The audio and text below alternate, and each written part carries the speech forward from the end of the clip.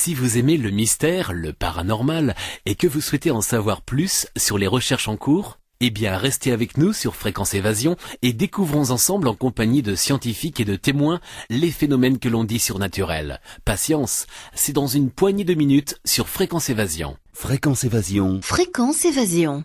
Dans quelques instants sur Fréquence Évasion, la clé du mystère, nous serons en compagnie de Nicole Canivinck et nous allons parler de sophrologie. À tout de suite. Prenez de l'altitude avec Fréquence Évasion. Venez découvrir la cuisine et les recettes du Grand Sud. De la Corse à la Provence, du Languedoc au pays toulousain, toutes les recettes du terroir vous sont proposées sur le site de Fréquence Évasion. Cliquez sur Programme et Cuisine.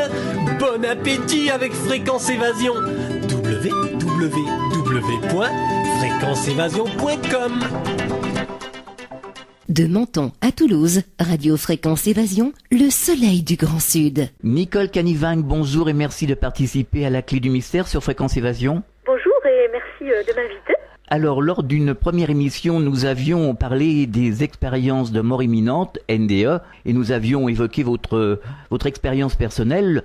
Nous allons parler aujourd'hui de sophrologie et nous parlerons dans un deuxième temps de chamanisme. C'est bien ça? C'est bien ça. Alors, qu'est-ce que la sophrologie? Alors, la sophrologie, c'est une approche psychocorporelle qui permet en fait le déploiement, le développement de notre conscience, de notre niveau de conscience, et ceci en lien avec également la conscience en fait de nos valeurs. Donc des valeurs qui sont propres à chaque être humain pour déjà les clarifier et puis surtout essayer de les faire vivre en fait, c'est-à-dire qu'elles soient plus présentes dans notre champ de conscience pour qu'on arrive mieux aussi à les vivre et donc à être en harmonie avec nous-mêmes évidemment et avec les valeurs que l'on porte. Oui, d'accord. Alors, depuis quand existe-t-elle cette pratique de la sophrologie? Alors la sophrologie, elle a été créée dans les années 60 à peu près par un médecin qui était neuropsychiatre aussi, qui s'appelle Caicedo. Et donc, au départ, lui, donc il était neuropsychiatre et il était en lien avec des patients quand même avec des pathologies lourdes au niveau mental. Et donc, quand il a commencé à faire les traitements, à l'époque, il y avait les électrochocs et autres, il était un peu, disons, perturbé parce qu'il se rendait compte que ça donnait pas grand effet et que, il n'y avait pas grand résultat. Et sa femme, à lui, elle est je ne sais pas si elle est toujours vivante, mais en tout cas, elle est où elle était française.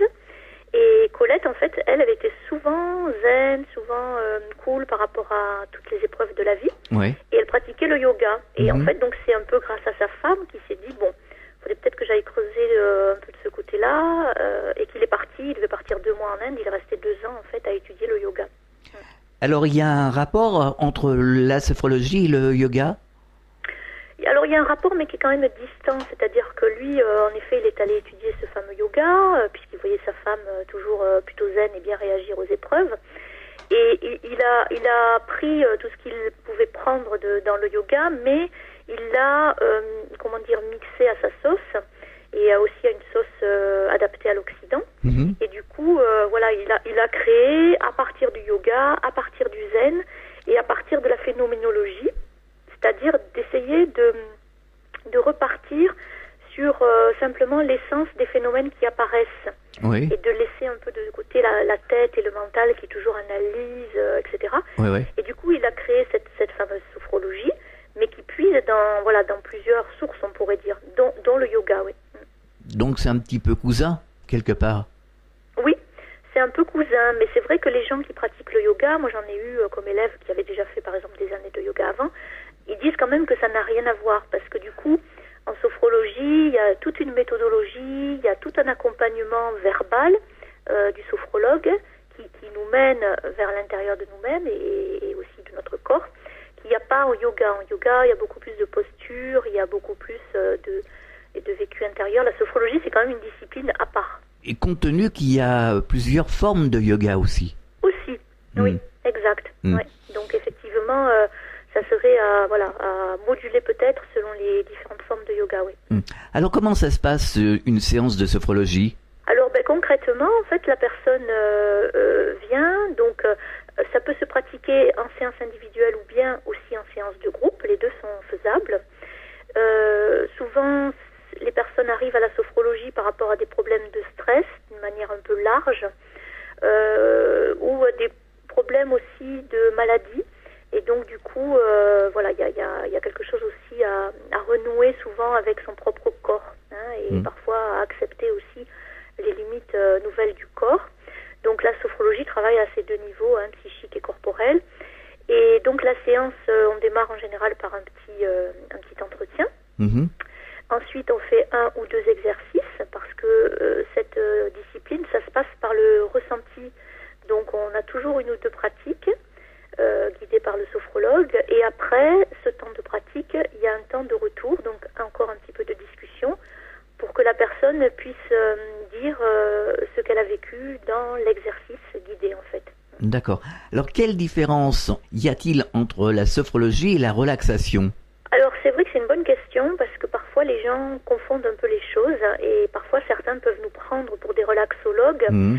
Alors nous, la relaxation, c'est le début, si je puis dire, de l'exercice.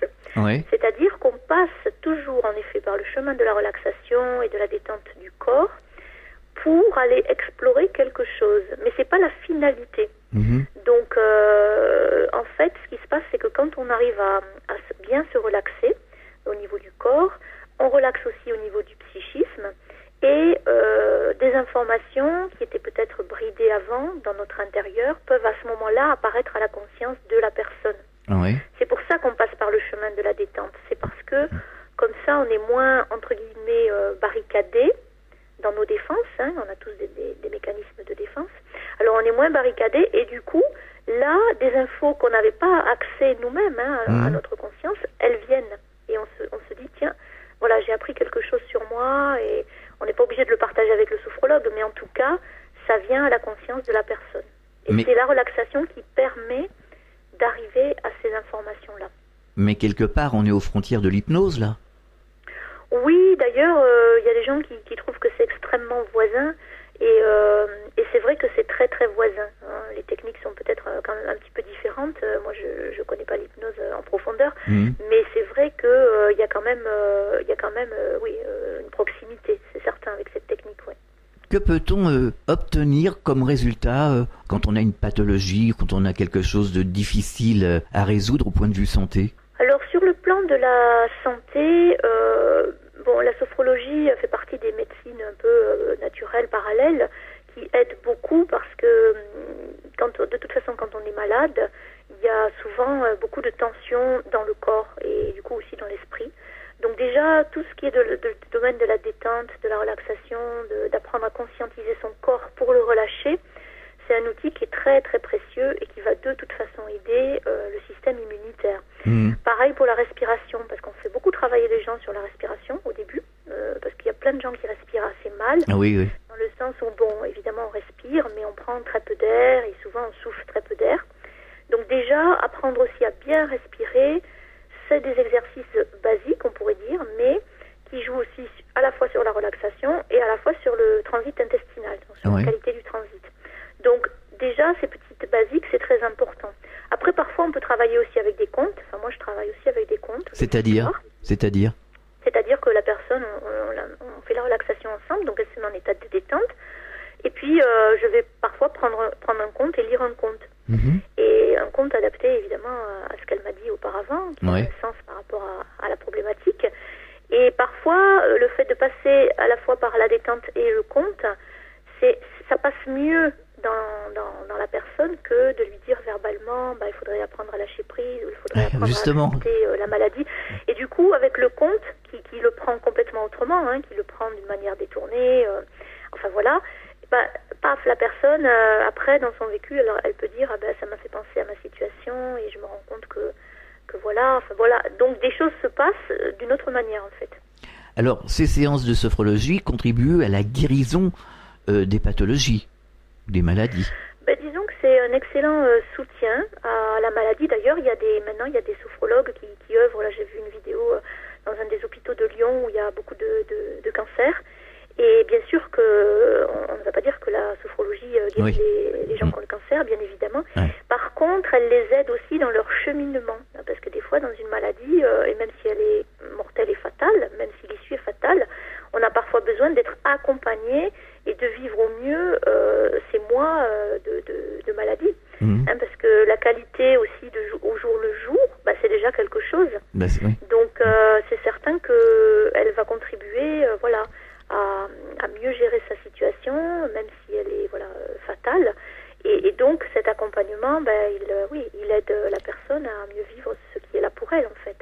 Alors parlons des maladies moins graves, parlons plutôt des maladies d'origine nerveuse, de stress, la dépression, l'angoisse, la spasmophilie, la tétanie, tous ces gens qui ont ces pathologies qui finalement sont pas très graves, mais vraiment invalidantes ou gênantes pour sa vie quotidienne. Est-ce que la sophrologie peut justement résoudre ces problèmes nerveux ?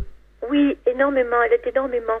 D'ailleurs, ça me fait penser aussi à une autre étude là, dont un médecin a parlé au congrès des sophrologues l'année dernière, qui est quand même une pathologie peut-être moyennement grave, je ne sais pas comment on peut la qualifier. Il y a eu une étude qui a été faite pour les patients atteints de troubles bipolaires. Donc, oui, on en parle beaucoup. Parfois sont très hauts dans la joie, dans le truc, et puis parfois ils tombent très bas, limite suicide en fait. Oui.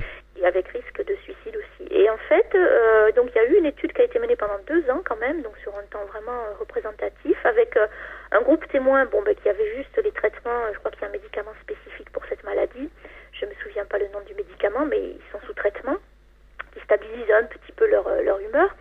Et un autre groupe qui avait bien sûr le médicament, le traitement médicament, plus une fois par semaine, toutes les semaines, une séance de groupe sophro.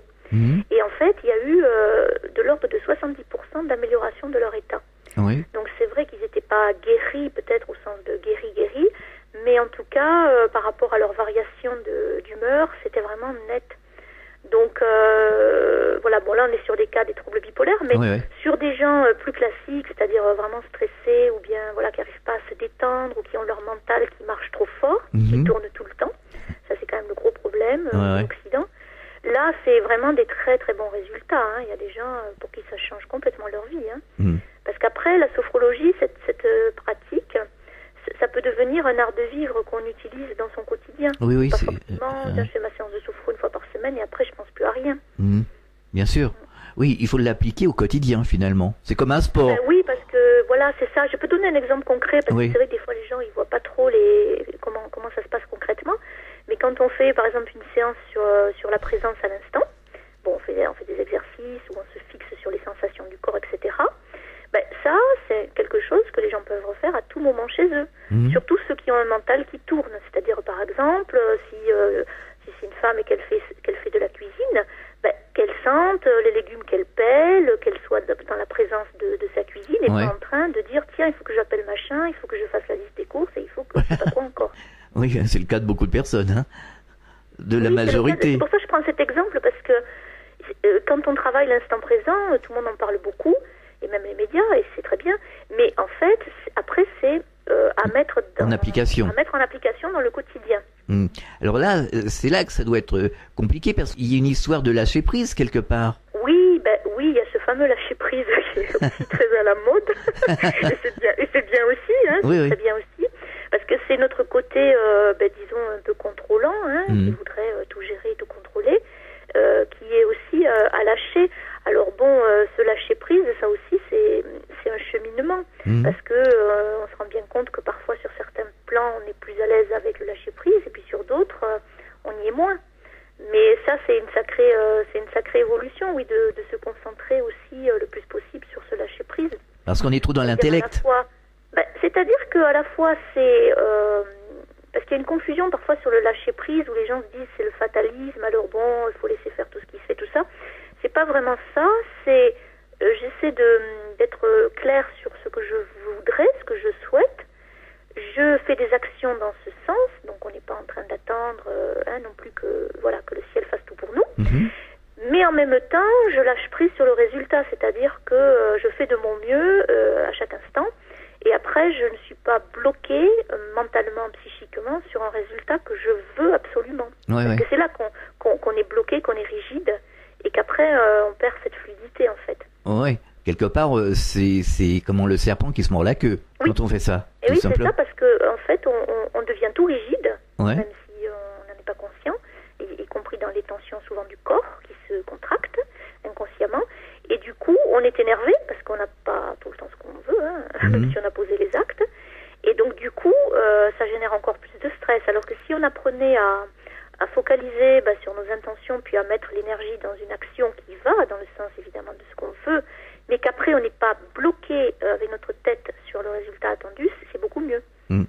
Alors justement, la sophrologie aide à prendre conscience et à travailler, à mettre en application tout ce que vous venez de nous expliquer. Oui, c'est ça. Et puis, vraiment, pour beaucoup de gens, au tout début, c'est vraiment apprendre à relâcher le corps, mais profondément, parce que la conscience du corps, elle peut être plus ou moins fine. C'est-à-dire, on peut dire, oui, des fois, je sens des sensations, par exemple, je sens des picotements sous mes pieds, maintenant, là, quand je vous parle, tout de suite, par exemple.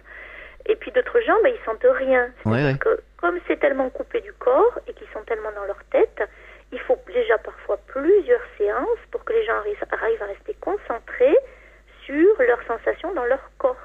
Et ça aide à habiter mieux son corps, à être plus présent à toutes ces sensations, et donc aussi à être plus présent à soi, qu'est-ce qui est bon pour moi, qu'est-ce qui l'est pas, et donc à interagir avec la vie. On marque une pause dans la clé du mystère, on revient dans quelques instants.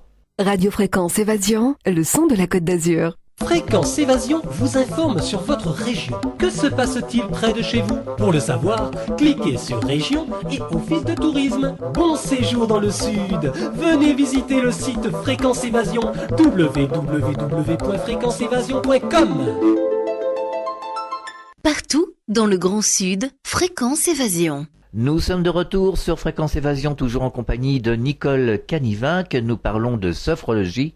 Quelque part, est-ce que les patients, les gens n'ont pas un peu peur de se lâcher comme ça, de se relaxer? Les gens, en principe, sont toujours hyper tendus, ils courent dans tous les sens.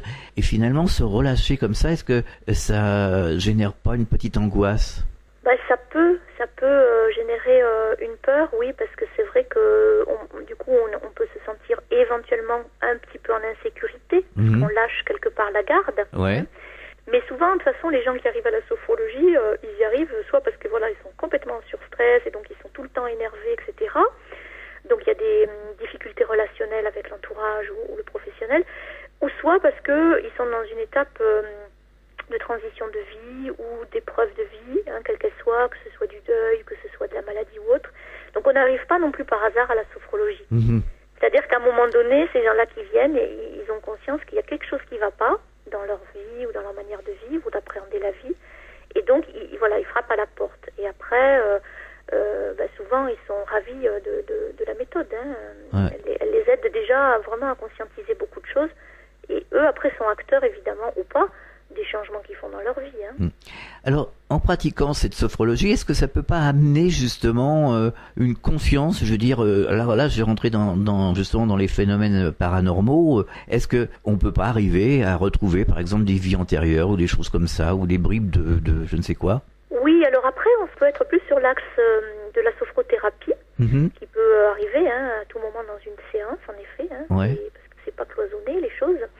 Et donc, effectivement, ça peut tout à fait arriver que quelqu'un se retrouve à voir des images qui n'ont rien à voir avec cette vie-là. Mais ce qui est intéressant, en tout cas, ou même des spasmes, des spasmes dans le corps importants, mais qu'on peut laisser faire, parce que c'est quelque chose qui se libère au niveau du corps. Et même des émotions, c'est-à-dire, quelqu'un tout d'un coup peut se mettre à pleurer très très fort, parce que à ce moment-là, comme la personne, elle a lâché la garde, si je puis dire, éventuellement aussi d'émotions qui étaient un peu stockées, là, ça peut sortir dans cet espace. Donc, c'est bienvenu, parce que justement, le but, c'est toujours d'aller mieux, et c'est toujours de se libérer, de s'alléger, pour retrouver, notre essence, on pourrait dire, notre être profond.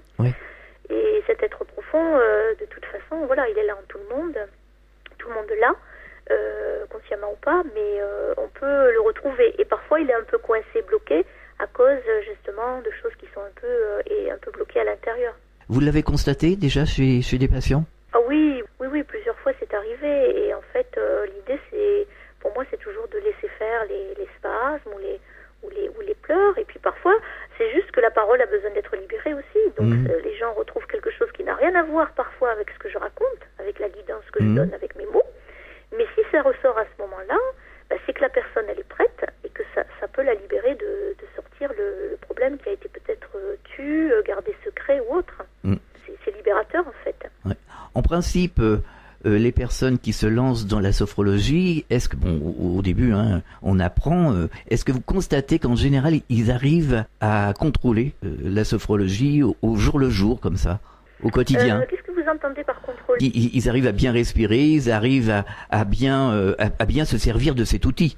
C'est-à-dire que les gens prennent effectivement plus ou moins les outils. L'outil qui est très très utilisé par tous les gens qui ont pratiqué un peu, c'est la respiration et c'est développer la relaxation de leur corps, c'est-à-dire qu'ils se font eux-mêmes leur petit scénario, je détends mes yeux, je détends mes mâchoires, enfin voilà, et eux-mêmes entre guillemets s'auto-guident, puisque évidemment on peut le faire tout seul. Au départ, être accompagné, c'est mieux parce que pour les gens qui ont déjà du mal, par exemple, à se prendre du temps pour eux, qui ont du mal à se poser et à se mettre à l'intérieur d'eux parce que leur mental tourne tout le temps, le fait qu'il y ait une voix qui guide, c'est plus facile pour ces gens. Parce que ils reviennent à ma voix et donc du coup, ils se disent là, je dois être dans ma jambe, qu'est-ce que je sens dans ma jambe, donc ça les aide. Mais quand on est entraîné, après, on peut le faire tout seul et ça peut aller très vite. Et c'est vrai qu'il y a des gens aussi, par exemple, on a une technique qui existe aussi dans une autre discipline, qui est le geste signal, qui est donc retrouver un état intérieur en voyageant dans le passé, par exemple un état de confiance ou de paix, enfin peu importe. La personne le retrouve dans des images de son passé, parfois même des choses qu'elle ne se rappelait pas consciemment. Et puis là, ça revient, et après, ancrer cet état dans un geste, qui deviendra un geste ressource pour la personne. C'est-à-dire que, par exemple, si elle doit passer un entretien, puis qu'elle est stressée, elle pourra faire son petit geste discret avant, et ça va lui redonner de l'état ressource qu'on a ancré dans ce geste. Donc ça, c'est ce qu'on appelle une technique conditionnée. D'accord. Et je suppose que le subconscient enregistre cette technique de sophrologie et nous la renvoie quelque part, non? Oui, c'est ça, parce que c'est comme quand on veut programmer un bon sommeil pour les gens qui dorment mal. En fait, on programme avec la voix et en fait, la personne, ça s'enregistre effectivement dans son subconscient et après, ça se met en place. Donc, effectivement, moi, j'ai guidé comme ça pour des préparations d'opérations très lourdes et très graves. Et même le chirurgien, à ma dernière patiente, là, c'était une opération très, très importante et placement de anneau gastrique. Et sa première avait été très douloureuse. Et là, donc elle avait fait des séances de préparation avec moi. Et elle n'a fait que 2, donc c'est pas énorme. Et en fait, le chirurgien lui a dit, mais qu'est-ce que vous avez fait par rapport à la dernière fois? Vous étiez dans une zénitude. Et du coup, même sa récupération a été plus rapide après. Parce qu'en fait, le stress, ça génère plein de choses. Ça génère des pensées, ça génère des choses au niveau de la biologie, au niveau des émotions. Donc, plus on peut partir, je dirais, rassuré et confiant et serein, parce qu'on a engrammé ça dans notre subconscient, et plus ça se passe bien concrètement dans la réalité. Ah, tout à fait. Ouais. On parle beaucoup de stress positif et de stress négatif. Comment vous voyez ça, vous? Moi, je suis d'accord qu'on a besoin un petit peu d'une certaine dose, entre guillemets, de stress. Mais la question, c'est qu'il n'y en ait pas trop. Parce que si on en a trop, après, on ne peut plus, être bien opérationnel. On est en système un peu que j'appelle de force. Et du coup, on n'a pas une qualité de vie. On pourrait dire peut-être ça va marcher un temps, ce qu'on fait et tout ça, mais on n'a pas une qualité de vie et une qualité intérieure. Donc le stress, ça nous stimule quand même, ça nous donne aussi des fois du ressort pour faire des choses, mais attention, que ça ne devienne pas trop de stress, pas en cumuler trop. Tout à fait. Alors, on dit souvent que quand on se relaxe, qu'on est en état de relaxation profond, on fait des sorties de corps. Certains nous disent qu'ils sortent de leur corps. Est-ce que c'est déjà arrivé avec cette technique de la sophrologie? Oui, alors moi, ça m'est arrivé une fois avec une cliente en groupe qui s'est vue au-dessus de son corps. Donc ça lui a fait un petit peu bizarre, c'est certain. Et je sais que j'ai eu d'autres infos, mais pas en direct, que c'était arrivé à des personnes. Donc c'est vrai que peut-être que certaines personnes qui arrivent vraiment à complètement lâcher prise et à complètement détendre le corps physique peuvent vivre éventuellement ce genre d'expérience. Mais c'est pas du tout systématique. Non, je me doute. J'ai eu qu'un cas, j'ai eu qu'un cas en direct en tout cas. Oui, ça serait trop facile. Et est-ce qu'il y aurait quelque chose à dire d'autre sur la sophrologie que j'aurais oublié? Que c'est une une discipline qui vraiment permet d'affiner la connaissance de soi aussi. Ça, c'est quand même important. Et que vraiment, elle est très recommandée, à la fois donc pour apprendre à un peu se désidentifier de notre mental, apprendre à se détendre, et aussi par rapport à la gestion des émotions, c'est-à-dire la connaissance et la gestion des émotions. Mais bon, encore faut-il bien les connaître, en être conscient et savoir comment bien les gérer. Alors Nicole, nous allons parler de chamanisme. Et il y a quelque temps, justement, nous avons fait une émission avec Olivier Chambon sur le chamanisme. Oui. Alors, donc, est-ce que vous pouvez nous expliquer votre vue, justement, personnelle du chamanisme? Oui, alors, pour moi, le chamanisme, c'est... Bon, d'abord, ça existe depuis la nuit des temps, je pourrais dire, d'une certaine façon, un peu partout sur la planète. Et le chamanisme, pour moi, ça a été déjà sur ma route après mon accident de voiture et après mon NDE. Pour faire le pont avec mon parcours personnel. Et la rencontre, en fait, avec les chamans, ça a été pour moi vraiment, un bouleversement du cœur, je vais dire ça comme ça. Parce que quand j'ai été dans ce village en 2006, le Peace Village dans le Vermont, aux USA, j'ai rencontré tous ces chamans qui se réunissaient pour partager leur vision, leurs ateliers, etc.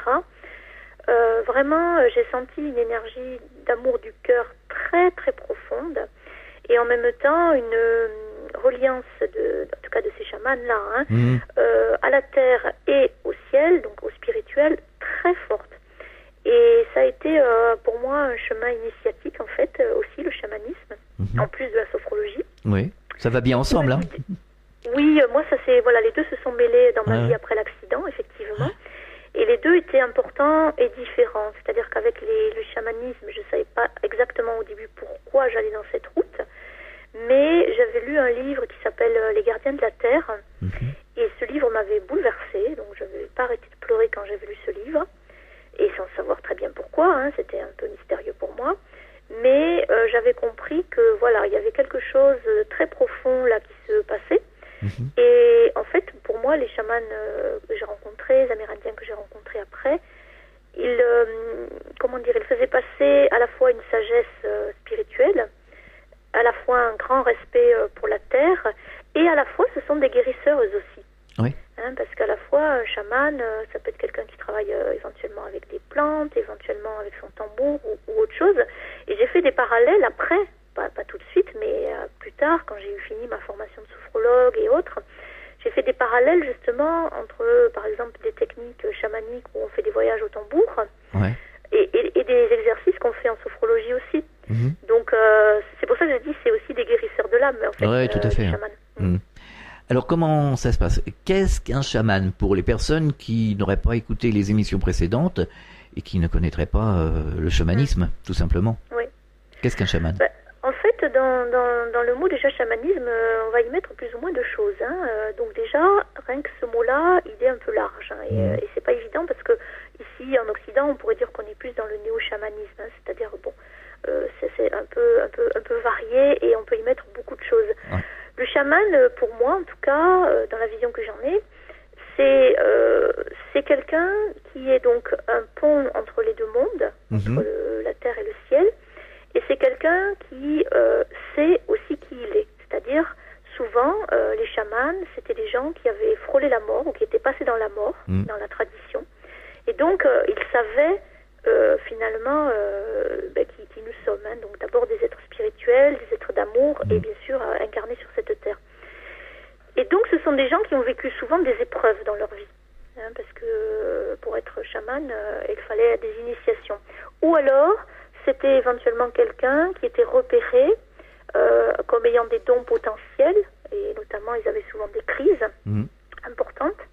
Et à ce moment-là, la personne, elle pouvait aussi être formée pendant 10-15 ans auprès d'un chaman pour prendre la suite. Mais on peut dire que on ne peut pas s'auto-proclamer, se déclarer chaman comme ça, en tout cas dans la tradition, parce que c'est soit le ciel vous a choisi, les esprits vous ont choisi. Et donc, à ce moment-là, si vous n'êtes pas dans votre mission, vous risquez d'ailleurs d'être très malade et de ne pas vous en sortir sur le plan de la santé, parce que vous n'écoutez pas la mission qui vous incombe et qui était quand même lourde, en tout cas dans les traditions avant, parce que le chaman, il était quand même tout le temps au service de la communauté. Et du coup, voilà, il avait peu de temps pour lui et il n'était pas forcément payé comme aujourd'hui. Hein, c'était peut-être des fois des dons ou des cadeaux, mais il n'y avait pas vraiment cette notion comme on a aujourd'hui dans la société actuelle d'être rémunéré. Ouais. Donc c'était quand même une tâche un peu délicate et un peu dangereuse aussi. Alors, quelque part, c'est un rapport avec la médiumnité. Oui, c'est un rapport effectivement dans le sens où le chaman, c'est quelqu'un qui peut voyager dans d'autres dimensions pour aller chercher des axes de guérison ou des morceaux d'âme, on appelle ça comme ça parfois les morceaux d'âme, parce que quand la personne elle a vécu un grand choc par exemple, il y a comme une partie d'elle qui est restée bloquée quelque part ou dans un endroit ou dans une douleur ou dans une relation. Et donc le chaman, il a cette capacité de contacter ça, donc il y a de la médiumnité, et d'aller récupérer et parfois insuffler à la personne ou bien toucher la personne ou bien faire un chant inspiré pour cette personne pour qu'elle reprenne possession de ce morceau d'elle-même, si on peut dire ça comme ça. Mais ils vont chercher ça où? Ils rencontrent qui? Je suppose qu'ils sont en décorporation à ce moment-là. Mais en fait, il y a plusieurs possibilités. Alors là, j'ai pas de réponse figée à donner. En tout cas pour ma part, pour avoir fait aussi ce type de travail il n'y a pas longtemps pour des personnes.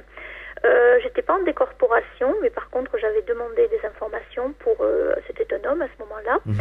Et effectivement, il m'est venu une information qu'il avait besoin d'une guérison cellulaire sur la lignée masculine, donc c'était très précis.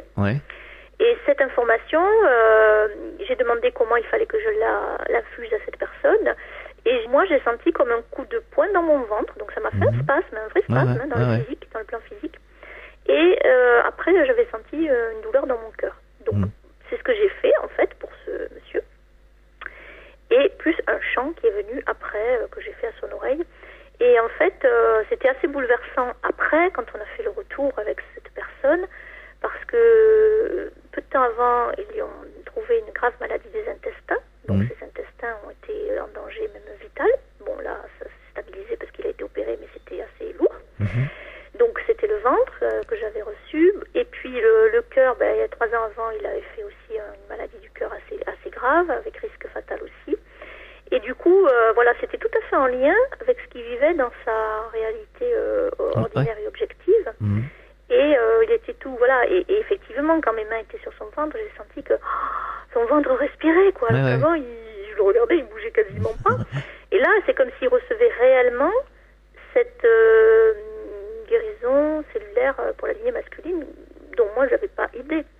Donc en fait, je pourrais pas répondre formellement en disant est-ce que c'est toujours en décorporation ou est-ce que ça peut être sur d'autres plans qu'on reçoit l'info. Ça, je saurais pas vraiment détailler. Et il y a peut-être aussi, là aussi, comme dans les médiums ou les gens intuitifs, il y a peut-être aussi plusieurs canaux possibles. Certains peut-être reçoivent dans leur corps, c'est comme les guérisseurs, ils reçoivent la douleur certains dans leur corps. D'autres peuvent recevoir peut-être en auditif, ventre ou autre chose. Mais qui donne l'information finalement? Alors ça, c'est une bonne question. Ça, c'est une bonne question.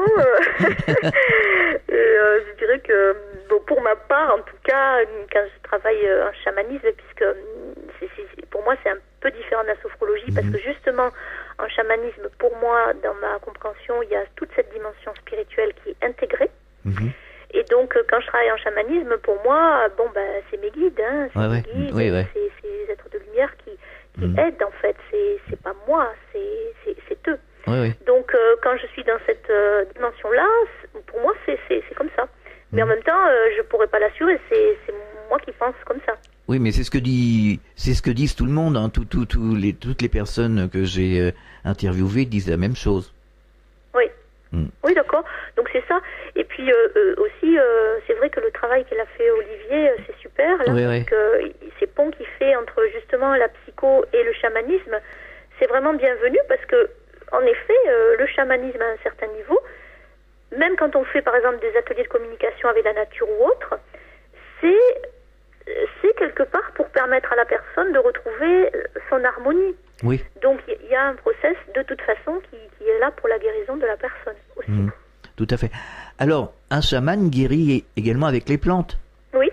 Donc je suppose que c'est la même chose. Il reçoit des informations en lui disant cette plante est bonne pour ci, pour ça. Ben oui, c'était comme le grand médium, j'ai oublié son nom, là, qui, en état de transe, il disait aux gens ce qu'il fallait qu'ils prennent, et puis en fait, ils étaient souvent guéris. Et c'est ça, c'est qu'en fait, ils reçoivent les infos, et effectivement, ils les donnent à leur patient, et le patient les prend, et va bien. On marque une pause dans la clé du mystère, on revient dans quelques instants. Vous écoutez Fréquence Évasion, Midi-Pyrénées, Languedoc-Roussillon, Provence, Côte d'Azur. Chaque jour sur Fréquence Évasion Grand Sud, info, loisirs, culture, environnement et détente. Fréquence Évasion, www.fréquenceévasion.com. Enfin, il existe une radio dynamique et proche de ses auditeurs. C'est Fréquence Évasion, la radio du Grand Sud sur le web. Écoutez la différence. Nous sommes de retour sur Fréquence Évasion, toujours en compagnie de notre invitée Nicole Canivin, qui nous parlons de sophrologie. Alors quelque part, ça me fait penser aux animaux qui connaissent les plantes. Ils savent très bien si c'est bon à manger ou pas. Enfin, c'est rare qu'un animal se trompe, hein. On dit c'est l'instinct, on dit plein de choses. On pourrait se poser la question, c'est quoi l'instinct? À votre avis, les animaux reçoivent l'information directement? Probablement parce que en plus eux ils sont pas pollués. Je pense qu'ils sont pas coupés par notre mental qui réfléchit, qui analyse et tout ça, et par le paradigme, parce que nous on est dans un paradigme aussi, faut pas oublier.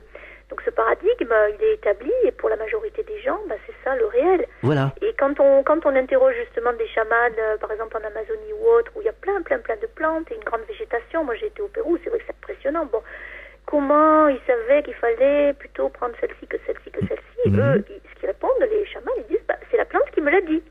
Oui. Donc quelque part, dans leur innocence et dans leur simplicité, ils reçoivent les informations de la plante.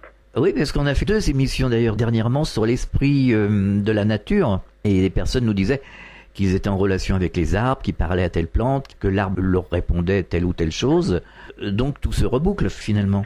Tout se recoupe, c'est ça. Et je pense que quand on arrive à se relier à toutes les dimensions de nous-mêmes, la nature, comme d'autres choses, peut nous refléter des informations importantes pour nous, pour notre être en fait.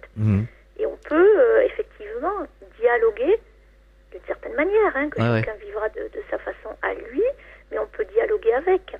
C'est comme quand on va chercher son animal totem en chamanisme, on va le chercher, il nous apparaît, et pourquoi? Parce que il a des informations à nous donner sur nous, soit sur notre caractère, soit sur notre personnalité, soit sur une qualité qu'on a et qu'on n'a peut-être pas encore explorée, intégrée, ou peut-être aussi un défaut.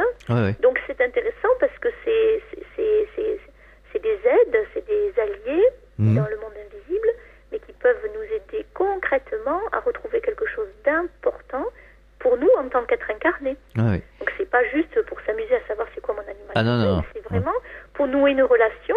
Et d'ailleurs, on aime bien, moi j'aime bien dire aux gens justement, en chamanisme comme même en sophrologie, quand vous contactez une information, l'information elle est volatile. C'est comme dans les rêves aussi, vous savez. Cette information, faites-en quelque chose dans la matière. Parce que si vous contactez votre animal et que votre animal il vous parle par exemple qu'il aura besoin de liberté ou je sais pas quoi, ou une autre chose, cette liberté ou autre chose, voilà, peut-être il vous faut la dessiner, peut-être il vous faut avoir un objet qui la symbolise chez vous, ou la légèreté par exemple, pour des gens qui, que c'est lourd, qui sont toujours dans la rigidité, le contrôle et tout ça. Bon, c'est arrivé des fois. Et je dis aux gens, aux patients, trouvez quelque chose que vous allez mettre là où vous allez le voir, chez vous, ou dans votre voiture, ou dans votre bureau, parce que ça, il faut le nourrir. Donc il faut avoir quelque chose dans la matière qui vous le rappelle. Et quelqu'un un jour, je me rappelle, avait pris une plume qu'il avait mis dans sa voiture, bien en vue, parce que ça lui faisait penser tout le temps à cette légèreté qu'il fallait qu'il arrive à mettre dans sa vie, dans sa respiration, dans tout. C'est un peu symbolique. Et c'est vrai que les infos, elles sont fugaces, elles passent, mais si on les capte pas et qu'on n'en fait rien, elles sont passées. Ah, tout à fait, Alors, est-ce qu'on peut recevoir des informations en télépathie? C'est-à-dire en chamanisme? Oui. Oui, bien sûr. Oui, je pense que de toute façon, en chamanisme, comme dans d'autres pratiques aussi, de thérapie ou de guérison, il y a tout à fait ces choses-là qui sont en route, en fait. Nicole, est-ce qu'il y aurait quelque chose que on pourrait ajouter à ce que nous venons de dire sur le chamanisme? Moi, ce que je pourrais juste rajouter, c'est que pour moi, le chamanisme a été aussi très important dans la réouverture de mon cœur. Mmh. C'est-à-dire que pour moi, ça a été cette voie-là, cette route-là, qui m'a plus permis de recontacter mon cœur, l'amour qui est dans mon cœur. Donc c'est vrai que ça peut être une route qui mène à ça aussi. Et il y a plusieurs chemins possibles, mais ça c'en est un. Parce qu'il y a les tambours, la connexion à la terre, à la nature. Et comme la nature nous rapproche de notre essence et de notre simplicité. Et donc c'est vrai que tout ce travail qu'on peut faire en nature le plus possible en chamanisme, c'est assez idéal pour revenir un peu à notre essence aussi. Alors vous organisez des ateliers sur la sophrologie, le chamanisme? Oui. Comment ça se passe? Alors en fait on peut avoir des informations sur mon site internet. Oui, donnez-nous l'adresse. sophrologieactive.com. Et en fait, effectivement, il y a les ateliers thématiques en sophrologie qui sont sur des thèmes classiques, le lâcher prise, le calme mental, enfin, etc. Le plaisir, la relation au plaisir, enfin tout un tas de choses. J'organise aussi des ateliers chamaniques qui sont différents, puisque là on est clairement posé dans une relation à la fois tertielle, donc matérielle et spirituelle vraiment révélée, posée. Et donc là on travaille différemment, c'est-à-dire que moi j'ai dû suivre à peu près, être initiée par une quinzaine de chamans. Je faisais le point pour une conférence à Toulouse et j'en ai au moins suivi 15 ou 20. Ah oui. Alors c'est beaucoup et chacune m'ont appris des choses différentes en fait. Et dans ces ateliers, j'essaie de partager ces choses-là. Et en même temps, c'est des ateliers où aussi il y a une partie guérison parce que, quand par exemple on fait un smudging, qui est une purification à la sauge, parfois effectivement j'ai des informations qui m'arrivent sur la personne ou sur quelque chose qu'elle a comme pathologie. Et effectivement, ça marche bien parce que les gens confirment que c'est bien ça. Et donc le travail avec la sauge, c'est de nettoyer déjà, de commencer à nettoyer des blocages ou des zones qui sont un peu malades. Donc il y a un travail, à la fois d'une forme, en tout cas de guérison. C'est pas la guérison dans le sens absolu, mais c'est une forme de guérison. Et de se reconnecter vraiment aussi, pareil, à nos profondeurs en fait, à notre essence. Alors justement, vous me parliez de nettoyage à la sauge, ça se passe comment exactement? En fait, moi j'ai de la sauge que je cultive dans mon jardin par exemple, et puis j'ai de la sauge que j'ai ramenée aussi de mes voyages, et donc c'est un moment où en fait la personne elle est simplement centrée, elle peut avoir les yeux fermés, c'est mieux pour être à l'intérieur de soi puis sentir les choses aussi. Et moi, je passe, je lui demande quelle est son intention déjà, elle, de travail.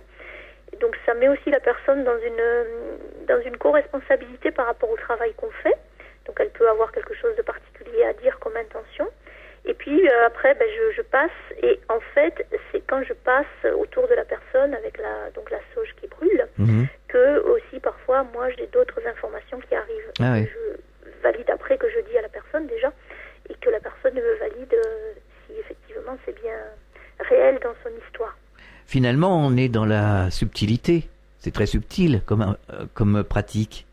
À la fois, c'est subtil et à la fois, c'est concret parce que... oui, c'est ça. C'est concret et subtil. C'est ça parce qu'en fait, d'une certaine manière, ce qui vit à l'intérieur de nous, ça a une incidence dans notre réalité ordinaire, on va dire, dans notre extérieur, en fait. Bien sûr. Manifeste.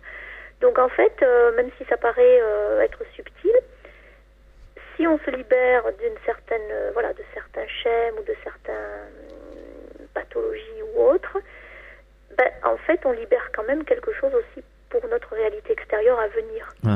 Et en fait, tout le monde a des choses qui sont pas tout à fait, fluides ou fluidifiées. On a tous des choses à nettoyer. C'est sûr. Est-ce que vous avez un message adressé aux auditeurs? Un message à leur adresser, en fait, oui, le message, ce serait vraiment de trouver, en tout cas pour chacun, la route qui les mène vers le meilleur d'eux-mêmes. Alors, souvent, on s'aperçoit à un moment ou à un autre qu'on a besoin de se rencontrer mieux soi-même et de peut-être aussi parfois de s'alléger. Et je leur dirais de ne pas avoir peur, parce que parfois les gens ont peur, comme peut-être de se perdre dans des profondeurs ou de se perdre dans leur tristesse ou j'en sais rien. On peut traverser ça. C'est-à-dire que, oui, peut-être on va pleurer au cours d'une thérapie ou d'un chemin sophrologique ou autre, hein, mais on va aussi se libérer, s'alléger. Donc, et puis même quand on constate des choses difficiles de soi, moi ça m'est arrivé sur mon chemin où j'ai pris conscience d'une partie de moi qui, par exemple, n'était pas spécialement flatteuse à rencontrer. Voilà, on est capable de le rencontrer et au contraire, on peut s'accueillir là-dedans. Et de cet accueil va pouvoir naître après, petit à petit, une transformation. Donc c'est aussi accepter, apprendre à s'accepter le plus possible, en fait, dans nos facettes à nous. Oui. À partir de là, plutôt que de nier ou de dire non, moi je suis pas comme ça, etc., on apprend à se dire à l'intérieur, oui, c'est vrai que j'ai aussi cette facette à l'intérieur de moi. L'accepter, peut-être y mettre de l'amour, si elle n'est pas glorieuse, comme je disais tout à l'heure. Parce que des fois, on rencontre des parties de nous, oui. c'est pas glorieux. Par Forcément. exemple, des fois, on dit, une fois, moi, je me rappelle, je m'étais dit dans une réunion, je me dis, mais là, t'étais un peu dominatrice dans la manière de... oui. Mais je l'ai vu après, pas dans le moment, mais après. Bon, alors, plutôt que de me dire, non, pas du tout, c'était super comme t'as fait, j'accueille que j'ai quand même conscientisé ça, je m'accueille là-dedans, j'y mets de l'amour, et puis, à partir de là, ça peut progresser, parce que j'ai accepté ma partie un peu ombrageuse, on pourrait dire. Ouais. J'ai pas fait comme si elle n'existait pas. Je l'ai acceptée, je l'ai vue, et je l'ai accueillie en moi. Quelque part, ça me fait penser aux gens qui disent « Oh non, faut pas chercher dans les vies antérieures, parce que ça peut être dangereux, parce que ça peut être... » ça dépend pour qui, hein. Mais voilà. Mais quelque part, ça peut être, si on accepte qu'on a été pas très très bien dans des vies passées, faut le regarder en face, puis dire, par exemple, là, j'ai progressé, et ça va me permettre de progresser encore. Donc, ça peut être utile, la découverte des vies antérieures, des vies passées. Oui, ça peut être utile. Le tout, c'est par contre, après, dans ce type de technique-là, de ne pas se perdre là-dedans. Hein. Oui, bien sûr. Les vies antérieures, on a pu en avoir des centaines ou des milliers. Oui. Donc le but, en tout cas, si on le fait, c'est de bien regarder, et ça peut être très intéressant, de bien regarder comment on avance dans cette incarnation avec ce type de travail-là. Et ça, c'est important, parce que ce qui est important, c'est comme dans une NDE, on parle évidemment de la mort, mais on parle surtout de la vie, c'est-à-dire ici et maintenant. Qu'est-ce que je fais de cette vie qui m'a été offerte? Et du coup, pareil, si on travaille sur nos vies antérieures, pour débloquer des choses de maintenant, c'est super, et c'est très bien. Mais voilà, que ça vienne bien impacter notre vie ici et maintenant. Ça, c'est le plus important. Oui, quelque part, c'est une prise de conscience. Voilà. Oui. Il faut faire tout avec la conscience. Oui, oui, c'est ça. Parce que sinon, on peut se perdre dans plein de choses, si on n'est pas... C'est sûr. D'où l'importance d'avoir des intentions claires. Dans le Ouais. chamanisme, on en parle énormément. Mais c'est vrai que c'est important parce que ça focalise en fait notre énergie sur une direction. C'est aussi ce qu'on travaille en chamanisme. C'est quelque part, c'est l'énergie, c'est la maîtrise de l'énergie. Ouais. Donc si on est tout le temps dispersé, on ne sait pas trop pourquoi on vient à un atelier, on est un peu confus. Donc on n'aura peut-être pas 100% des bénéfices. Si on est concentré, qu'on fait l'effort de savoir pourquoi on fait les choses, qu'on est conscient, c'est mieux. Nicole, vous allez nous redonner l'adresse de votre site? Donc, sophrologieactive.com. D'accord. Alors, qu'est-ce que l'on peut trouver comme information? Alors, on peut trouver les informations sur bien sûr la sophrologie, qui est bien expliquée, sur les différents ateliers que j'anime également, et sur les groupes que je fais aussi, sur Montpellier, essentiellement, là par contre. Nicole, merci d'avoir participé à la Clé du Mystère sur Fréquence Évasion. À très bientôt. Merci beaucoup Alain pour cette invitation, aussi à partager avec aussi les auditeurs. Merci. Voilà, à une prochaine fois, au revoir. Au revoir. Fréquence Évasion.